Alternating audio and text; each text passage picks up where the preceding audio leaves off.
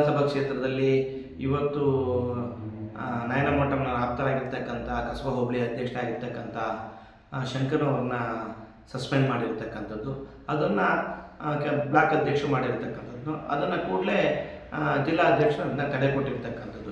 ಈಗಾಗಲೇ ಅಲ್ಲಿ ಅವರ ಸಂಬಂಧ ಹೇಗಿದೆ ಅನ್ನೋದು ಈಗ ಗೊತ್ತಾಗುತ್ತೆ.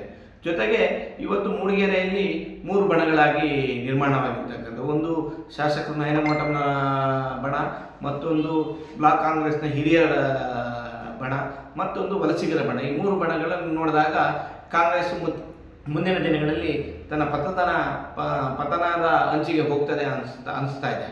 ಹಾಗಾಗಿ ಇವತ್ತು ಅಭಿವೃದ್ಧಿ ವಿಚಾರದಲ್ಲಿ ಈಗಾಗಲೇ ಹಳ್ಳಿಗಳಲ್ಲಿ ರಸ್ತೆ ಅಭಿವೃದ್ಧಿ ಟಾರ್ ರಸ್ತೆಗಳನ್ನು ಮಾಡುವುದರಲ್ಲಿ ಮತ್ತು ಗುಂಡಿ ಮುಚ್ಚುವುದರಲ್ಲಿ ವಿಫಲರಾಗಿರ್ತಕ್ಕಂಥದ್ದು ಈ ಸರ್ಕಾರ. ಹಾಗಾಗಿ ಇವತ್ತು ಕಾಂಗ್ರೆಸ್ನ ವಿಫಲತೆಯನ್ನು ಇಡೀ ವಿಧಾನಸಭಾ ಕ್ಷೇತ್ರದ ಜನತೆ ನೋಡ್ತಾ ಇದ್ದಾರೆ. ಮುಂದಿನ ದಿನಗಳಲ್ಲಿ ಏನು ಉತ್ತರವನ್ನು ಕೊಡಬೇಕು ಅದನ್ನು ಕೊಡ್ತಾರೆ.